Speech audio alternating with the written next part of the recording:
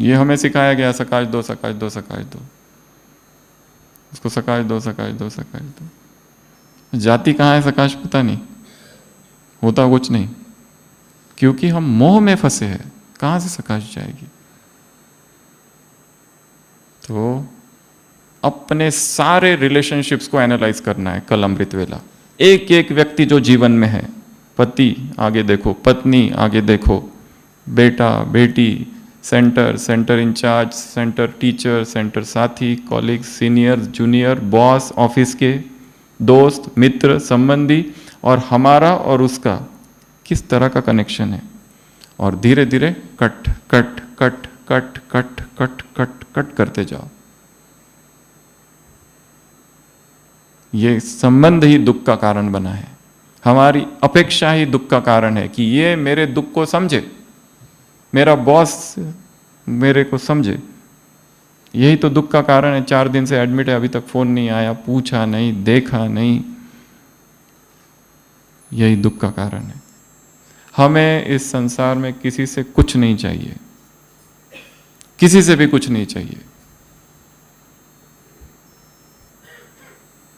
जो इच्छाओं से मुक्त है वो मुक्त है, जो एक्सपेक्टेशन से मुक्त है। इस ब्राह्मण परिवार से भी कोई एक्सपेक्टेशन नहीं रखो, किधर से भी नहीं, किसी से भी, ना इंचार्ज से, ना साथी से, ना जूनियर से, ना मधुबन से, ना यज्ञ से, ना सिस्टम से, ना ऑर्गेनाइजेशन से, किसी से भी कुछ नहीं चाहिए।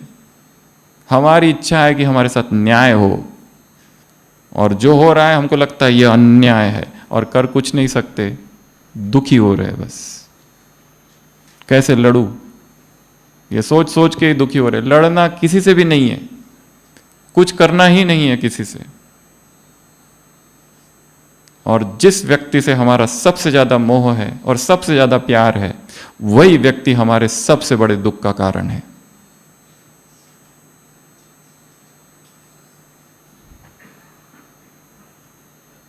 ईश्वरे विराग विषय, ईश्वरे अनुराग विषय विराग, 2 काम एक साथ चलते रहने चाहिए। एक भगवान से प्यार बढ़ता जाए और संसार से वैराग बढ़ते जाए। हम प्यार को बढ़ा रहे हैं भगवान से, पर ये जो वैराग है इस पर काम नहीं कर रहे।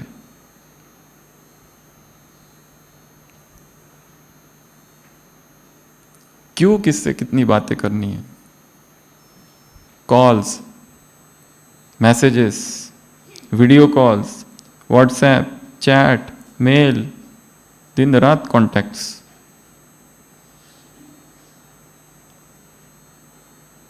Zero contact rule. क्या करना है? Zero contact. क्या आता है उसमें? No reaction, no reaction, neutral, न खुशी न गम, कुछ नहीं। वो क्या सोचेगा, क्या कहेगा, कुछ नहीं, नो कॉन्टैक्ट। जितना हम नष्टो मोहा है, जितना हमारी स्थिति ऊपर जाएगी, हमसे जुड़े हुई जितनी आत्मा है वो अपने आप ऊपर उठेगी। और जितना हम नीचे है और उनके संपर्क में है और उनको ठीक करने का प्रयत्न कर रहे, ना वो ठीक हो रहे ना हम, दोनों ही नीचे जा रहे हैं।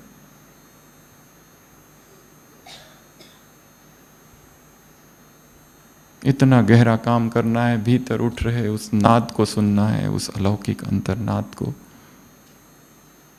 तो ये सब में फंसे हैं आवाजों में। Remove everything and move inside.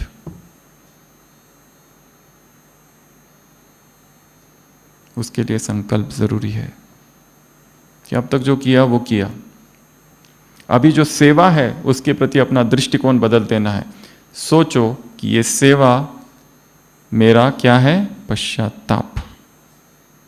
जो सूक्ष्म विकर्म हुए हैं, अब मुझे उन विकर्मों को इस सेवा द्वारा भस्म करने हैं। नहीं तो सेवा भी एक बर्डन, एक बोझ, एक रूटीन, एक कॉमन प्लेस, गोल गोल कोलू के बैर की तरह गोल गोल गोल गोल घूम रहे बस। वही वही वही वही वही, उसमें कोई नवीनता नहीं है, कुछ भी नहीं है। क्या वास्तव में समझ में आ रही है कि जो मुरली सुना रहा है और जो सुन रहे हैं, कोई परिवर्तन हो रहा है संस्कारों में? जो हम कहे कि पहले ये तो एकदम अलग था, एकदम आज दूसरा ही दिख रहा है, 10 साल, 20 साल, 30 साल वही एक संकल्प, एक संस्कार चल रहा है। वही रोने का संस्कार, दुखी होने का संस्कार, सेंसिटिव होने का संस्कार, नाराज होने का संस्कार, रूठने रुसने का संस्कार, ईर्ष्या का संस्कार। कोई पीछे से आता है और हमारे आगे जाता है।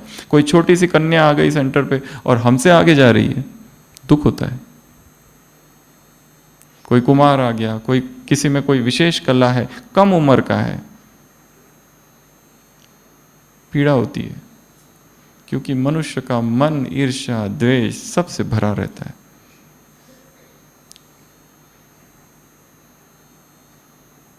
राग द्वेष, राग द्वेष, राग द्वेष, राग द्वेष, राग द्वेष, कितने शब्द निकलते हैं हमारे मुख से। जगदीश भाई जी ने एक बार कहा था ओम शांति भवन के लिए कि मनुष्य जो जितने जीवन भर अगर जितने शब्द बोलता है, अगर वो ओम शांति भवन में उन शब्दों की किताबें भर दी जाए वो लिख कर, तो पूरा ओम शांति भवन भर जाएगा और उसका जो साउंड बॉक्स है ना, बस वो उतना ही होगा जो काम का है, बाकी सब व्यर्थ। और सुनाओ क्या चल रहा है? ये बैग कहाँ से ली? बड़ी अच्छी बैग है। ये शॉल तो अच्छी दिख रही है, एक्स्ट्रा है क्या? और कहाँ घूम के आए?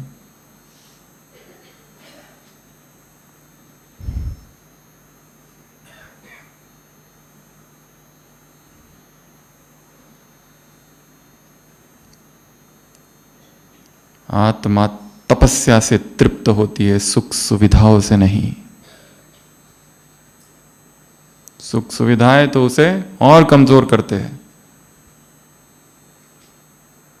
ये भी चाहिए, वो भी चाहिए, कमरे में ये चाहिए, वो चाहिए, ऐसा चाहिए, वैसा चाहिए।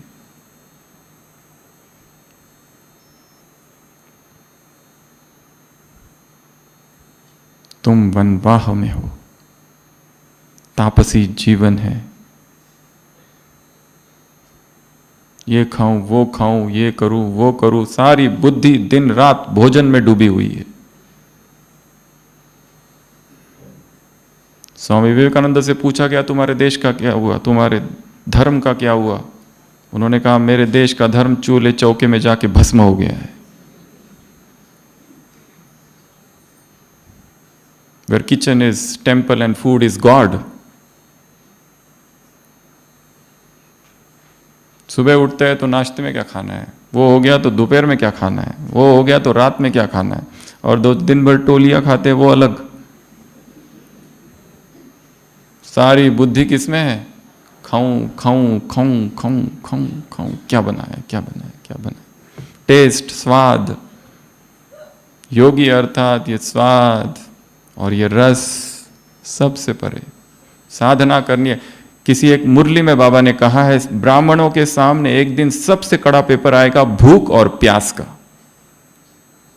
भूख और प्यास का अव्यक्त महावाक्य है। ये खाऊं, वो खाऊं, वो खाऊं, वो खाऊं। आत्मा को तो किसी भी चीज की जरूरत नहीं है।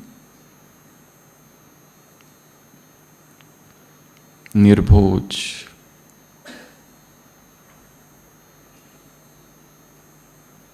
स्वराज्य अधिकारी अर्थात एक अव्यक्त महावाक्य, मास्टर सर्वशक्तिवान अर्थात स्वाद से परे।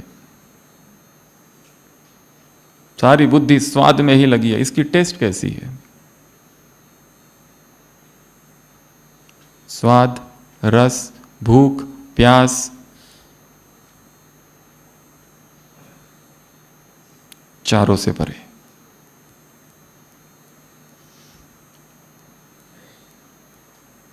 जितना ज्यादा खाओगे उतना ज्यादा भूख लगेगी, जितना कम उतनी कम भूख।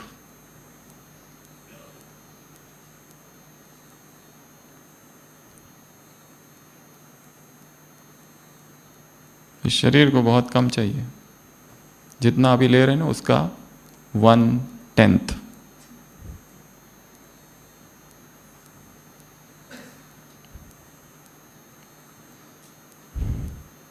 सारी शक्ति 80 to 90% इसको पचाने में जा रही है इधर, तो यहां कब जाएगी?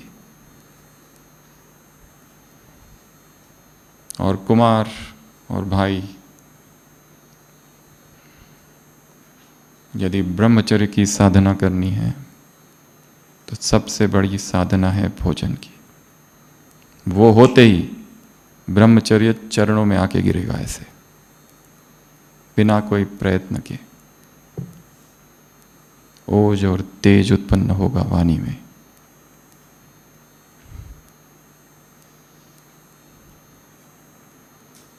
देह, स्त्री, पुरुष सब मिट्टी। वैराग की एक ही परिभाषा है, 2 शब्दों की। वैराग अर्थात शरीर मिट्टी और संसार असार। इसको क्या देखे, ये इसमें सौंदर्य है, ये चमड़ी को निकालो, कहाँ है सौंदर्य? बूढ़े व्यक्तियों को देखा है, कहाँ है सौंदर्य? हॉस्पिटल का चक्कर लगाओ बीच बीच में रोज। टीबी के पेशेंट्स, कैंसर के पेशेंट, डायलिसिस के पेशेंट, वो बर्न वार्ड में जाओ एक बार। बर्न वार्ड पता है ना, जले हुए, पूरा जले हुए। एक पेशेंट आई थी हमारे पास, 80% बर्न, 80% बर्न बचते नहीं है, पर वो बच गई थी। उसके बचने का कारण था एक, उसके रिश्तेदार आए, उसका पति आए, उसके सब लोग आए, पेशेंट को एडमिट किया। पहले दिन थे, फिर दूसरे दिन थे, अभी कैसी है, तबीयत तो ठीक है ना? हमने कहा बहुत सीरियस है, पता नहीं वगैरह वगैरह। चौथे दिन सब गायब, फोन सारे गलत दे के गए थे, कोई आया ही नहीं बाद में उसे देखने।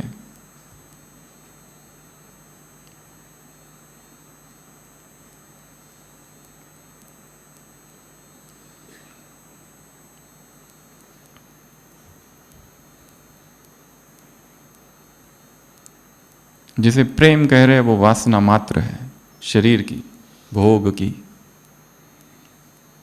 और कुछ नहीं है उसमें। प्रेम प्रेम प्रेम, कैसा प्रेम, कौन सा प्रेम? प्रेम तो केवल एक परमात्मा से ही हो सकता है और किसी से नहीं हो सकता। लव इज बॉडी लेस, उसका शरीर से कोई लेना देना ही नहीं है, अशरीरी है प्रेम। तो जिसे प्रेम प्रेम प्रेम प्रेम कहते रहते हैं, I love you I love you, यही है ना सब तरफ, ऐसे ही है ना, I love you I love you I love you. कौन सा प्रेम, कैसा प्रेम? इन्फैचुएशन है, भ्रम है मन का।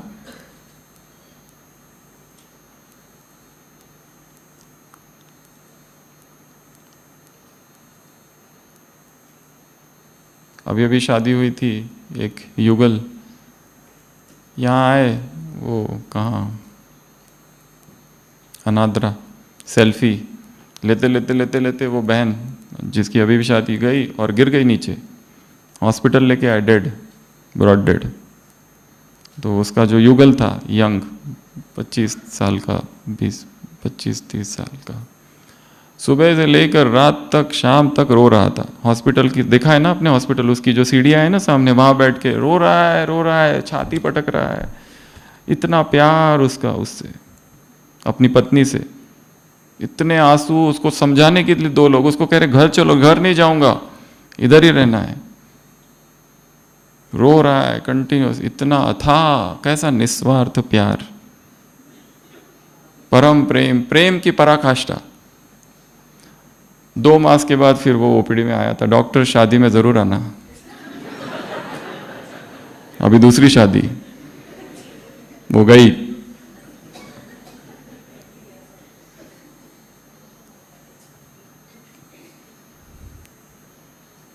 सुर नर मुनि सब की हरी थी, स्वार्थ हित सब कर ही प्रीति। सारा प्यार कैसे है? स्वार्थ वाले प्यार है। एक बाप का ही प्यार है जो निस्वार्थ है, जो सतत है, जो निरंतर है, जो सच्चा है, बाकी सब झूठ। चाहे कोई कितना भी कहे, कितना भी कहे, fair faces and false hearts.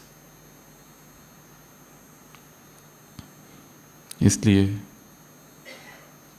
Detachment in relationship, इस पर काम करना है, ठीक है? मौन, एकांत, अंतर्मुक्ता, अमृत वेला, डिजिटल कर्फ्यू और संबंधों में डिटैचमेंट और निरंतर एक समर्पण की स्थिति। एक डायरी लो और उस पर लिखो, कुछ ना कुछ लिखते रहो। कमरे में बैठ के लिखो आज मैंने क्या किया, मेरी क्या क्या गलतियां थी, सारी गलतियां लिखो, सारे पाप लिखो, सारे विकर्म लिखो, जिसको अभी तक हम छुपाते आए और उसको जस्टिफाई करके आए, न्याय देते रहे उसको, ये अच्छा ये ऐसा तो होना ही चाहिए, ऐसा कर, पर हमें पता है वैसा नहीं करना चाहिए, फिर भी हुआ। अभी जो हुआ वो हुआ, फुल स्टॉप। जो भी हुआ हो गया, फुल स्टॉप। अभी संपूर्ण समर्पण भाव से कुटिया में, हिस्ट्री हॉल में, बाबा के कमरे में, शांति स्तंभ के पास बैठो और जार जार आंसू बहाओ एक बार तो। उन आंसुओं में पाप धुल जाएंगे और चेतना निर्मल होगी, शुद्ध होगी। हम अपने भीतर दिखे तो ऐसी खुशी हो, इतनी खुशी हो कि किसी का अहित नहीं किया, किसी को हमने दुख नहीं दिया, छिपाने जैसा कुछ है नहीं। खुली किताब, ब्रह्मा कुमार ब्रह्मा कुमारी जीवन अर्थात पब्लिक लाइफ।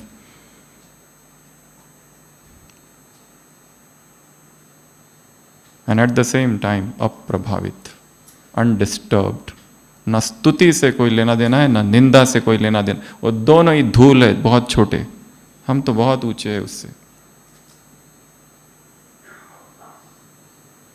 तो अपने जीवन की सारी यात्रा को जब तक यहाँ है तब तक देखते रहना है। यही मेन काम है जो करना। यहाँ आए केवल खाना पीना और खुशियाँ मनाना, इतना करके चले गए तो अंदर की यात्रा तो हुई नहीं। इसका प्रभाव 10-15 दिन चलेगा बस, इससे ज़्यादा नहीं।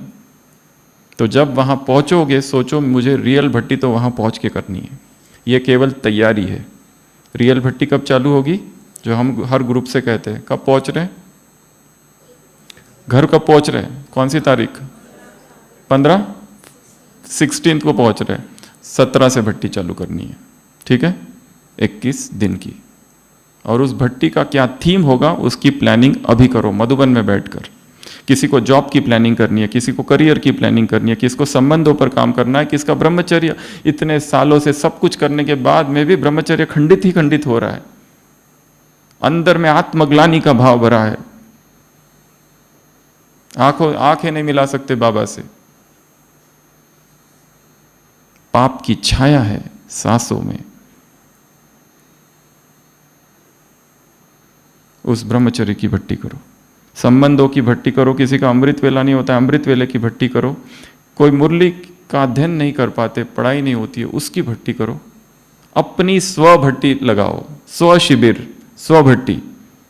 खुद ही उसमें डिसाइड करो मुझे एक दादी का क्लास सुनना है, पुराने पुराने क्लासेस जिसमें वैराग्य की बातें हैं वो सुनो, उन आवाज़ों को सुनो, अव्यक्त बाबा की आवाज़ को सुनो, उन मुरलियों को। हम एक जगह गए थे, हमें एक व्यक्ति था, एस्कॉन टेम्पल था, एस्कॉन सुना है ना, हरे कृष्णा, उसमें एक व्यक्ति था हमारी एज का था।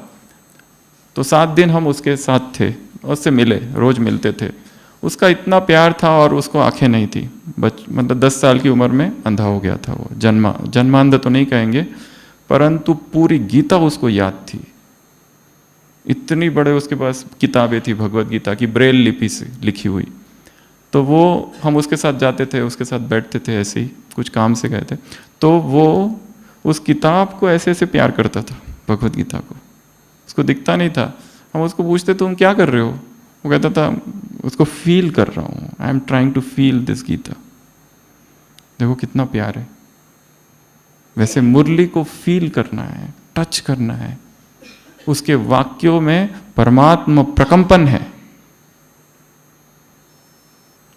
सुनना सुनाना वो एक सेवा है, वो तो कर दी, सुबह सुना दिया, बहन जी ने, स्टूडेंट ने सुन ली, दैट इज नॉट इनफ। उसको फील करना है उस साइलेंस में। तो ये सारे कार्य करने हैं। अपने भट्टी की प्लानिंग करनी है जो 17 तारीख से चालू होगी। उसके लिए एक सेपरेट बुक बनानी है, एक जर्नल जो यहाँ से खरीद के जानी है। और हर दिन क्या क्या करेंगे वो रात में वहाँ जाके लिखेंगे। और उसकी प्लानिंग अगले ये 3-4 दिन केवल प्लानिंग है। करियर की प्लानिंग, कुछ तो प्लानिंग करनी है। किसी को दुख है, डिप्रेशन है, उस डिप्रेशन की प्लानिंग करो। क्या जीवन भर दवाइयां लेते रहेंगे कि निकलना भी है उससे बाहर?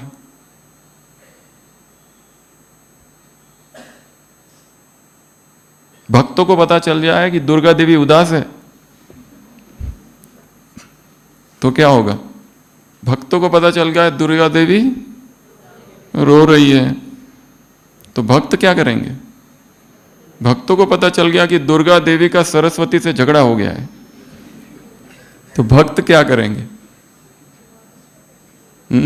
यह दृश्य कैसा है कि दुर्गा देवी शेर पर सवार और भक्त पीछे माँ माँ माँ, और दुर्गा देवी बाबा बचाओ बाबा बचाओ, वो उधर भाग रही है और भक्त पीछे भाग रहे हैं।